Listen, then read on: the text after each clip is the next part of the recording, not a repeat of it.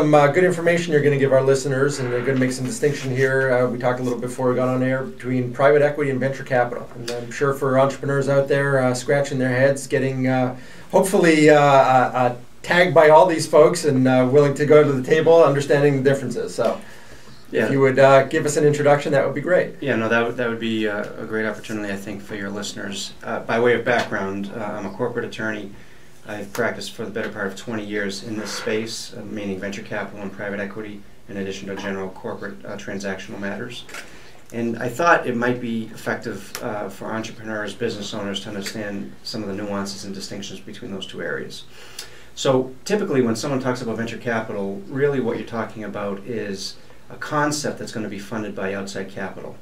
When you're talking about private equity, you're talking about an existing business that has a P&L, a balance sheet, and there is perceived by those outside private equity investors the opportunity to improve an existing business and grow it.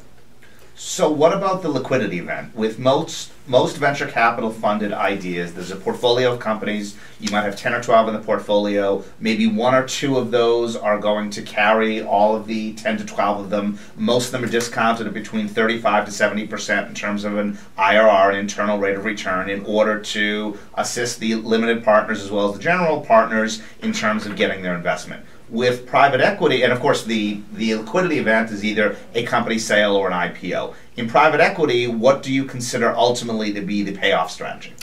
All right, I just want to interject. I like the way he jumps to the end game here. Yeah, no, absolutely. And that actually is one of the key distinctions between the two philosophies, and it's a good question. You know, in the venture capital world, as you've alluded to, because let's just say you have a $100 million fund, okay, as a venture capitalist. You're looking to make 20 or so $3 to $5 million investments. You go into that strategy knowing that of those 20 investments, it's very probable that 10, 12, 15 of those companies could completely fail. And what you are shooting for is that 1, 2, or 3 of the 20 will be what we would characterize by way of analogy as a double, a triple, or a home run. Sure. Now, the comparison to private equity is because, and by the way, the reason that the venture capitalists are looking at it that way is it's high risk, high reward. If you hit a hence the IRR of 50 or correct. 60%. Right. And that's after they take their piece as managers, right? And so a home run by a venture capitalist standards can be a 10, 15, 20x return on that $3 to $5 million investment. Let's just say you get a 10x return. There's $50 million right there off of a $100 million fund, hence the 50 to 60% that you just. And we're not even getting into carried interest.